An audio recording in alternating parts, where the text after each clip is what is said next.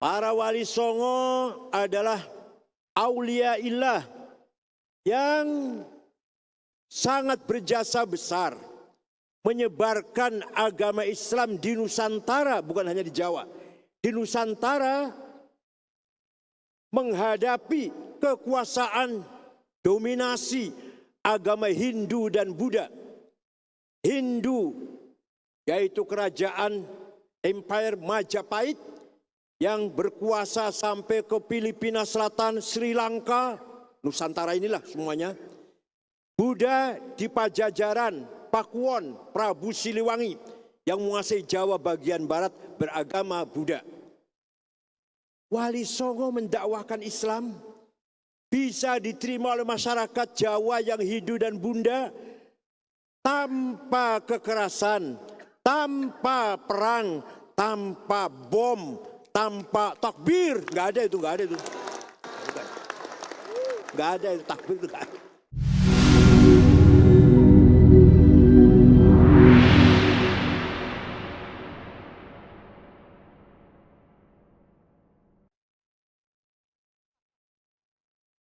Ud'u ila sabili rabbika bil hikmati wal mau'izatil hasanah wajadilhum billati hiya ahsan.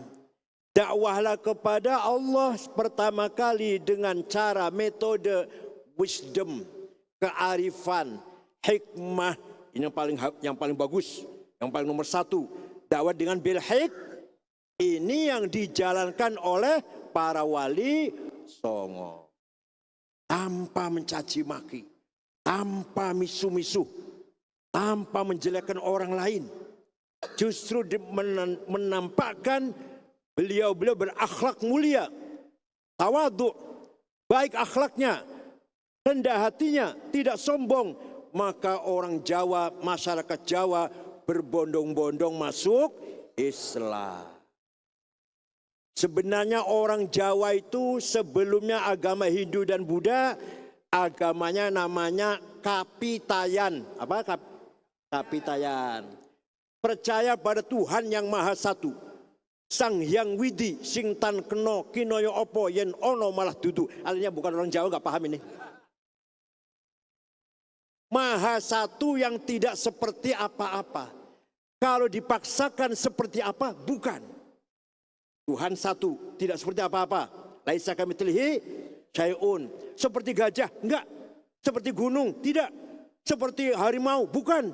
Yen ono malah dudu. Sang Hyang Widi sing tan keno kinoyo opo, yen ono malah dudu. Disumpamakan malah bukan. Itu namanya agama Kapitayan. Hanya mereka tidak tahu namanya siapa Sang Hyang Widi itu. Namanya siapa yang Maha Satu itu? Datang agama Hindu, percaya bahwa Tuhan ada 3. Kemudian datang agama Buddha. Datang agama Islam menegaskan Tuhan yang satu itu ada namanya Allah. Lah ini yang sedang tunggu-tunggu oleh kita ini. Ini yang sedang kita cari-cari. Namanya siapa Sang Hyang Widi itu? Ternyata namanya Allah. Dengan berbagai cara dakwah yang luar biasa, kita harus berterima kasih pada Wali Songo. Umat Islam Nusantara yang tidak mau menghormati Wali Songo, tidak mau membacakan Fatihah untuk Wali Songo, tidak mau ziarah kubur Wali Songo, orang yang tidak punya adab.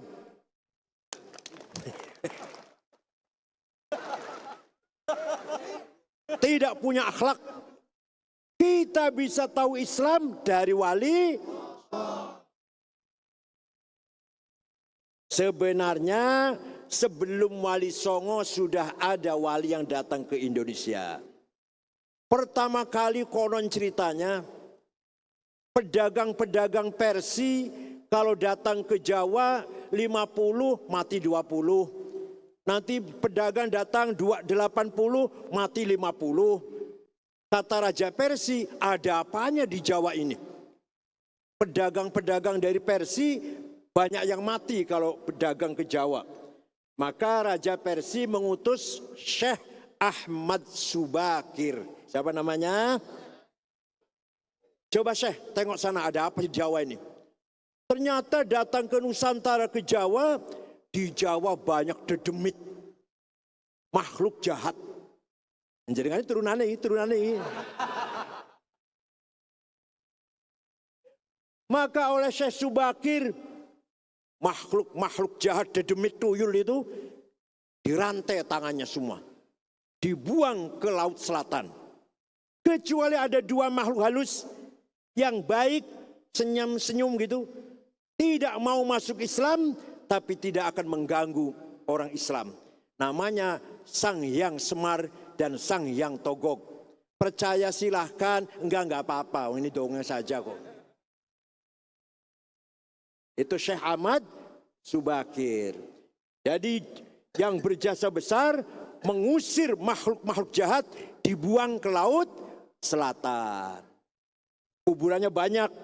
Ada yang punya pendapat di Magelang, di Gunung Tidar, tapi yang benar di Goa, Sulawesi Selatan, yang benar kuburannya itu. Yang kedua, Syekh Riasiddin An-Nisaburi, yang dipanggil Syekh Mbah Wasil. Siapa namanya? Mbah Wasil. Beliau datang ke sini, jumpa dengan Ratu Sima, kerajaan Kalingga Jepara, yang terkenal adil. Ratu Sima tidak mau masuk Islam, tapi mendengarkan, mengikuti nasihat pengarahannya Syekh Mbah Wasil. Sehingga beliau, Ratu Sima, menjalankan pemerintahannya dengan adil, disenangi oleh rakyat.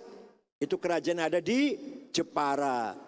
Kemudian Syekh Wasil bergaul atau kenal dengan Raja Doho, namanya Joyoboyo. Namanya siapa? Syekh Wasil punya kitab, namanya kitab Al-Asrar, kitab rahasia, bahasa Arab. Diajarkan kepada Raja Joyoboyo, yang isinya memprediksi tanah buat, memprediksi apa yang akan terjadi masa yang akan datang. Sekarang terkenal dengan buku Ramalan Joyoboyo. Padahal itu aslinya kitab bahasa Arab. Kitabnya siapa? Syekh Wasil. Namanya Al-Asrar, Kitabul Asrar. Kuburnya di mana Syekh Wasil? Di Masjid Gedong, Kediri Kota. Apa namanya? Setana Gedong, Kediri Kota. Di sana Mbah Wasil namanya. Itu ulama yang terkenal.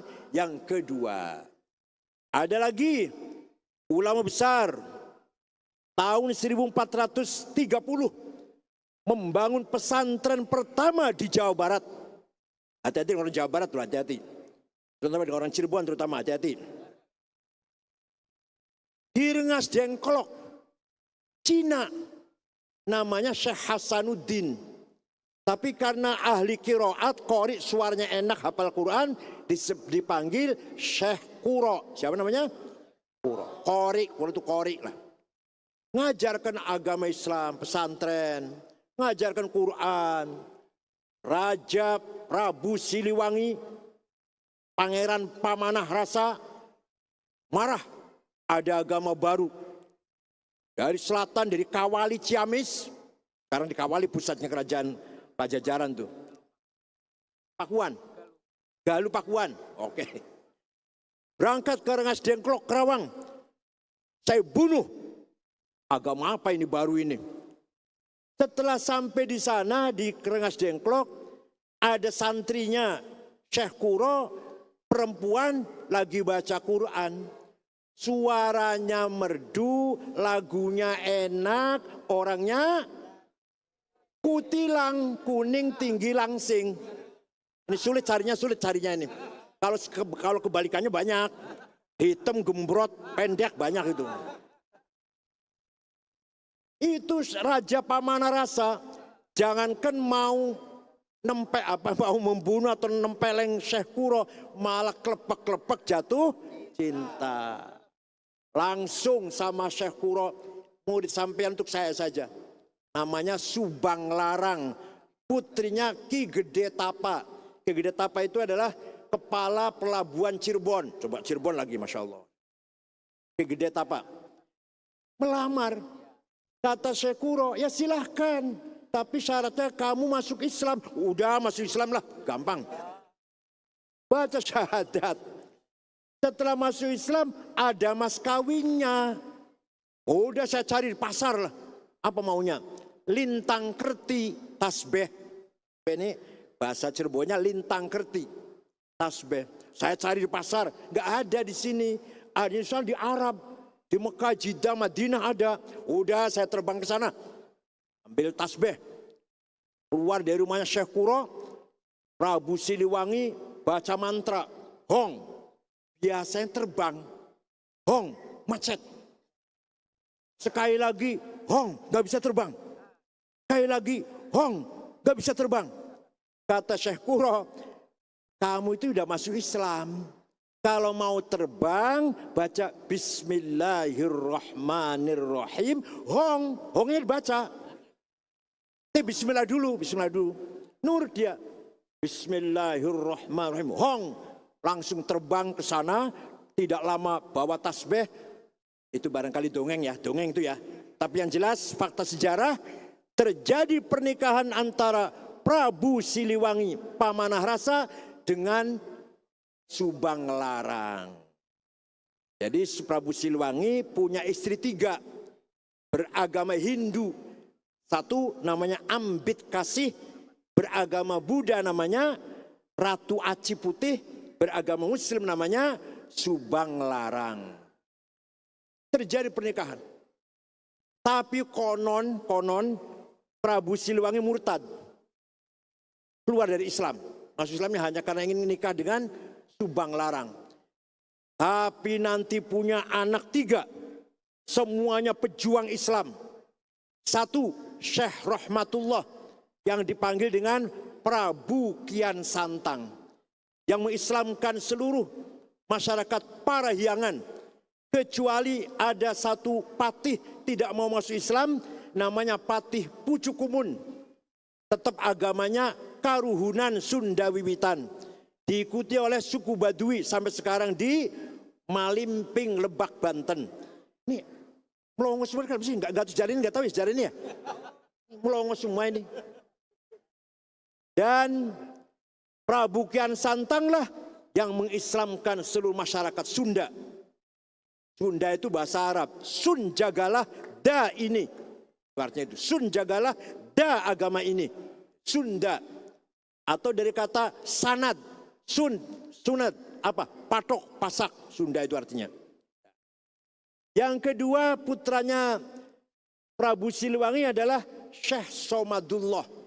Yang dikenal dengan panggilan Ki Kuwu Cirebon. Hati-hati, Ki Kuwu Cirebon. Beliau sakti, punya ilmu 3. 1, Aji Dipa. Apa? Paham, mengerti tentang bahasanya binatang. Semut kalau lagi bicara, paham beliau. Apa? Lalat kalau lagi ngomong, paham dia. Kambing kalau lagi ngomong, paham dia. Namanya Aji apa namanya? Aji Dipa. Yang kedua, Titi Murti. Mantra Titi Murti kalau dibaca bisa kelihatan besar, raksasa. Orang melihatnya itu besar. Yang ketiga, Halimun bisa ngilang. Ki Kuwu Cirebon. Wah kalau sampean bisa ngilang, Alfamart habis nanti. Alfamart, Indomaret nggak aman tuh kalau sampean bisa ngilang. Halimun. Itu Ki Kuwu Cirebon. Ki Kuwu Cirebon berguru pada Syekh Dzatul Kahfi atau Syekh Nurjati. Muridnya banyak, antara lain muridnya Nurjati itu di samping Kuwu Cirebon juga Ki Gede Tapa dan siapa lagi? Siapa? Syekh Siti Jenar. Siti itu tanah, Jenar itu merah. Maka di setiap daerah ada namanya Tanah Abang, Lemah Abang, Lemah Merah. Di Madura ada Lemah Abang. Di Jakarta ada Tanah Abang. Di Cirebon ada Lemah Abang. Semua ada itu. Itu simbol dari ajaran Syekh Siti Jenar. Nama aslinya Syekh Abdul Jalil bin Pangeran Danusela. Konon katanya bukan bapak asli adalah Said Soleh Habib Soleh katanya aslinya itu. Tapi dipelihara oleh Pangeran Danusela, yaitu seorang tokoh Cirebon. Itulah Syekh Siti Jenar, murid dari Syekh Dzatul Kahfi. Yang ketiga putranya Prabu Siliwangi adalah perempuan, namanya siapa namanya? Rara Santang atau Syarifah Mudaim. Siapa namanya?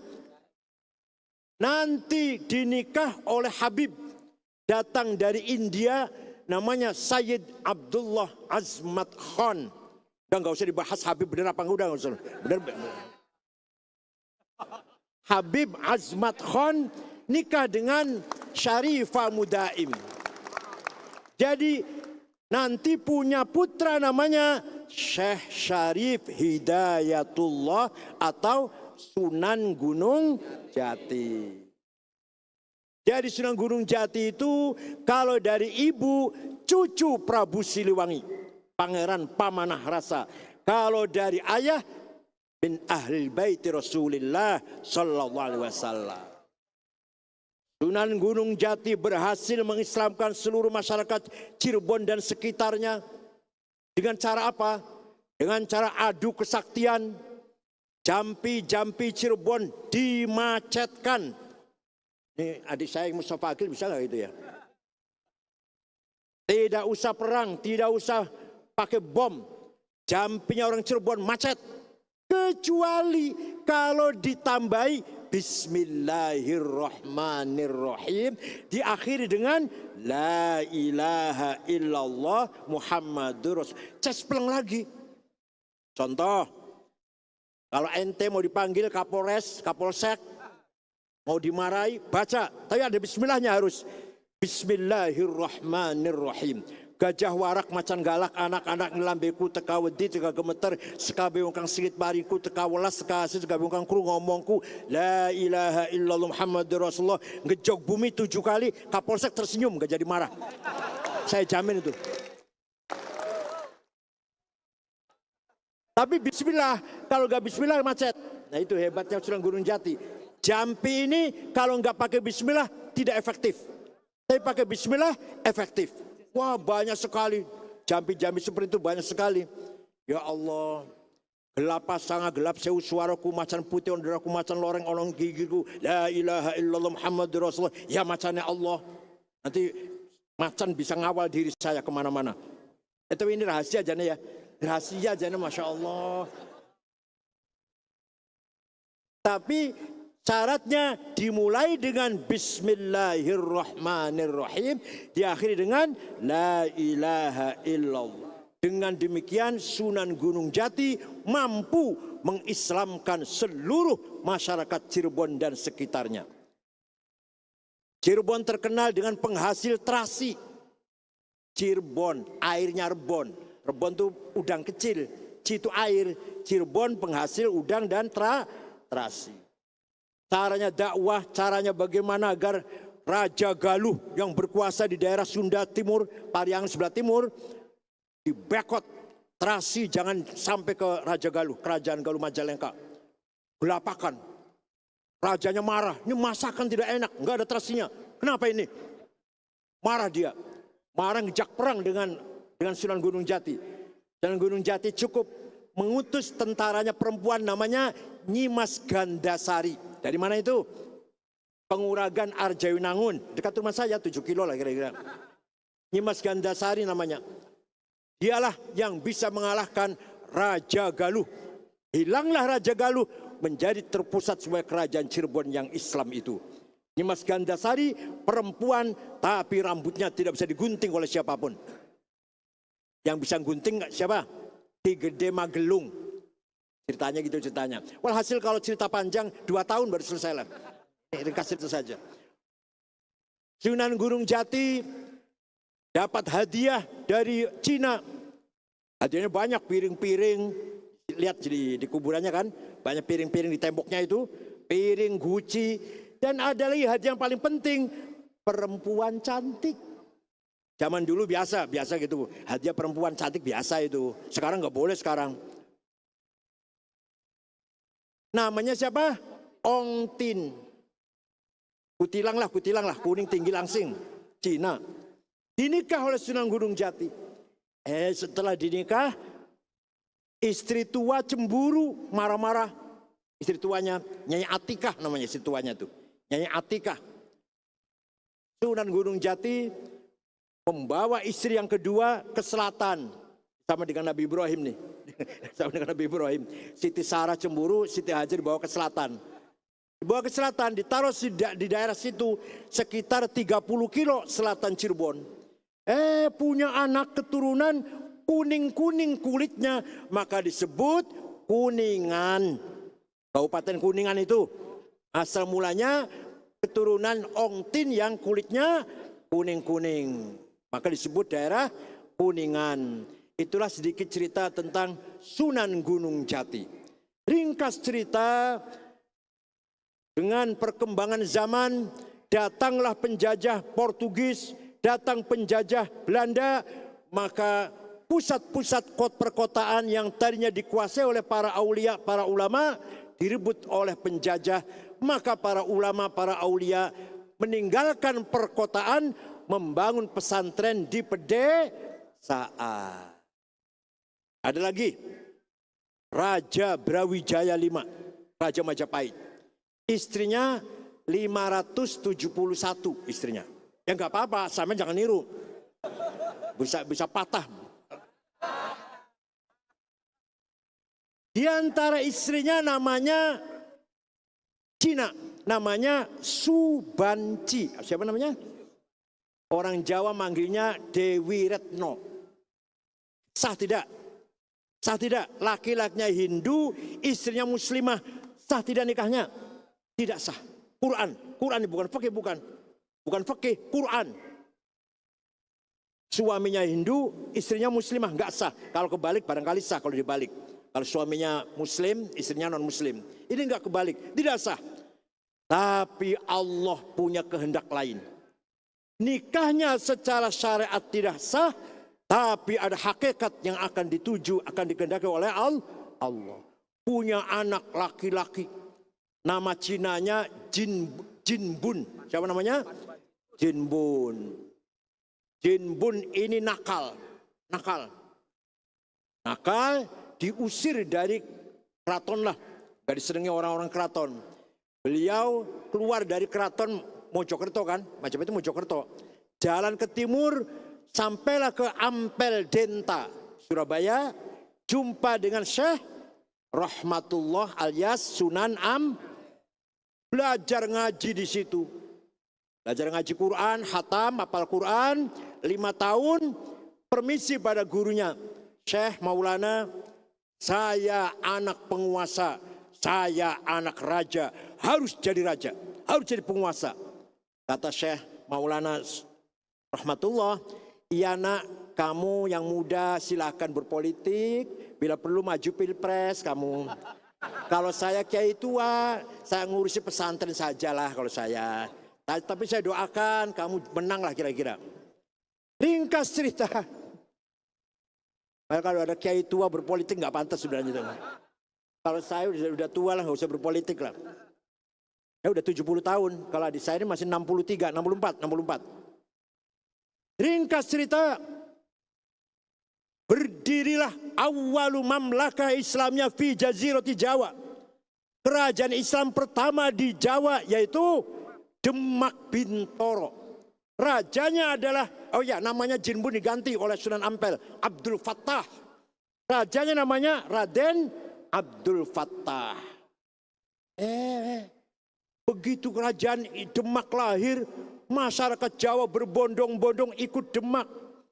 Karena orang Hindu itu berkasta-kasta. Brahma, Satria, Sudra, Warya, Waisa.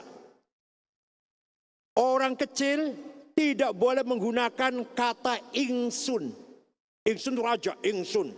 Kalau kita ini kaulo alit, budak kecil. Sampean dalam. Saya ini adalah debu yang ada di kaki Anda.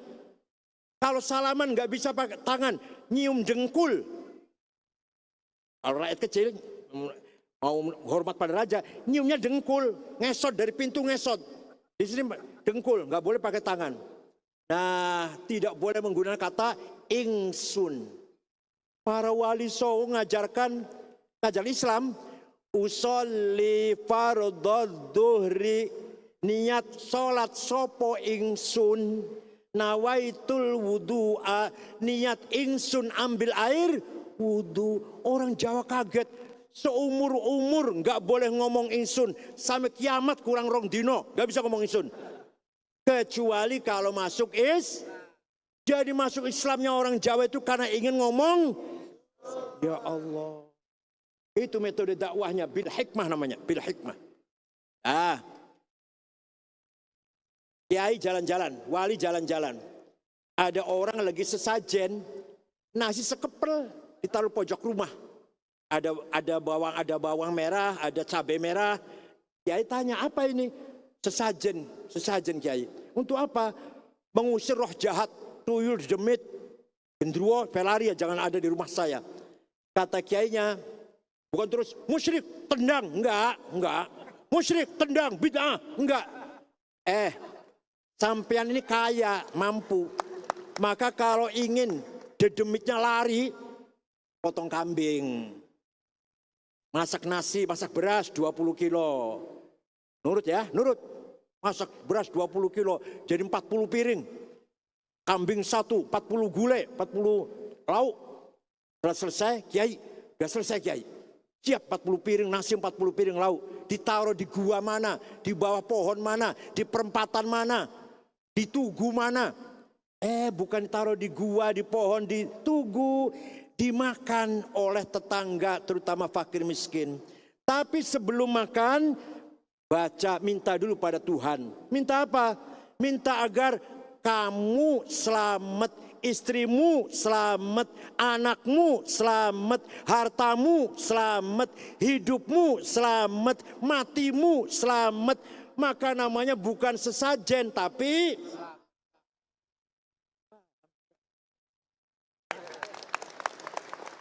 tuh caranya para wali songo dakwah bil hikmah.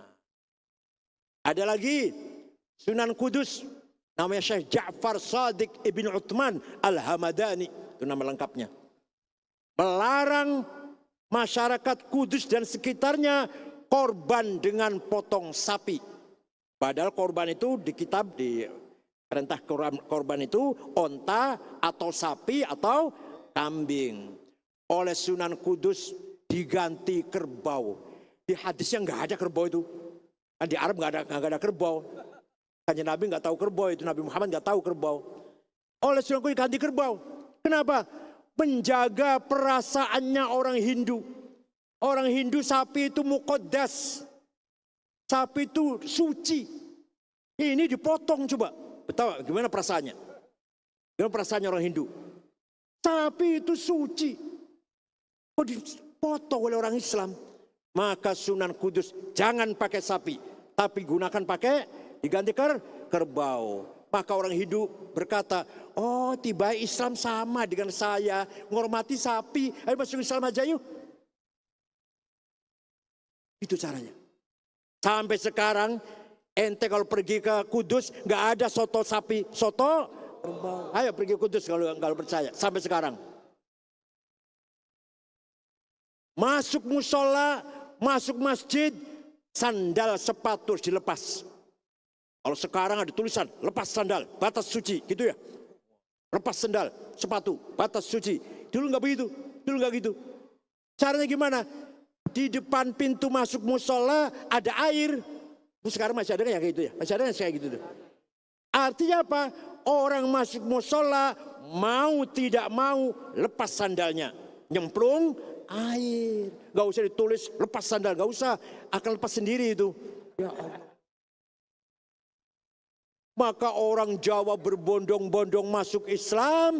Karena kalau masuk Islam dikatakan santri. Santri itu bersih, akhlaknya mulia, jujur, amanah, ikhlas. Santri dulu. Kalau santri sekarang doanya saja drobos. Ya Allah. Orang Jawa mengakui bahwa mantra-mantranya santri itu hebat. Orang Jawa merasa kalah. Suro diro joiningrat lebur dening pangastuti. Kehebatannya orang Jawa kalah oleh mantranya santri. Santri dulu, santri sekarang doanya drobos karena keseringan bikin proposal.